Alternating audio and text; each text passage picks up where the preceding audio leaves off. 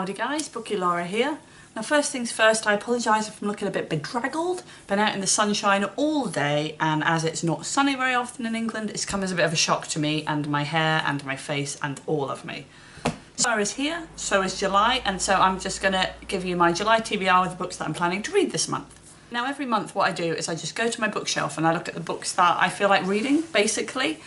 And then it wasn't until after I collected all the books together that I realised there's a real theme this month in continuing to read series, ploughing my way through some of the series that I've started. So that's quite a cool sort of theme, and hopefully it means that I'll be cracking on and getting a lot more finished by the end of the year. The first one, however, is not in part of a series, but that is Jaws by Peter Benchley. This, obviously, I've seen the film, obviously, who hasn't? I remember being terrified by it as a child, and I didn't know it was a book, I'm not going to lie.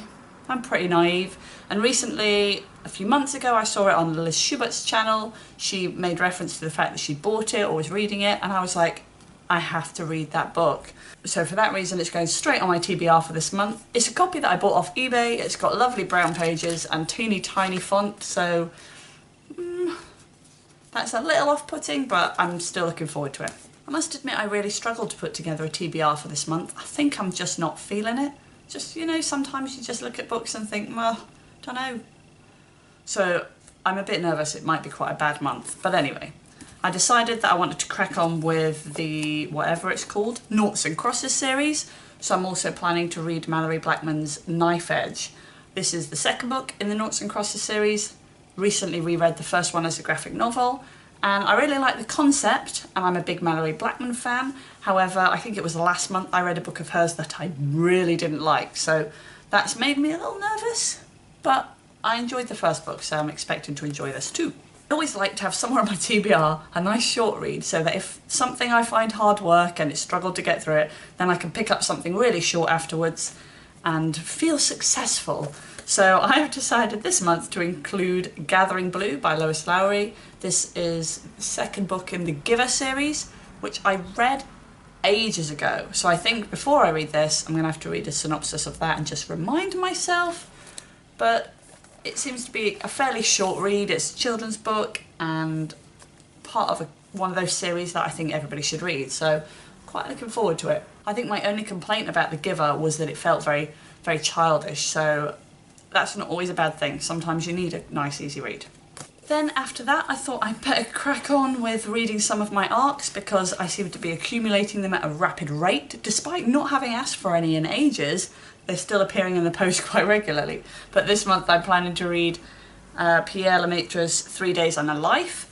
This is a thriller. I think that the way that it's described sounds super exciting, so I really hope that it is. It involves, from what I can gather, disappearances, potentially murder, and a lot of thriller and mystery and suspense, which I really enjoy as a sort of genre, so I'm really looking forward to that.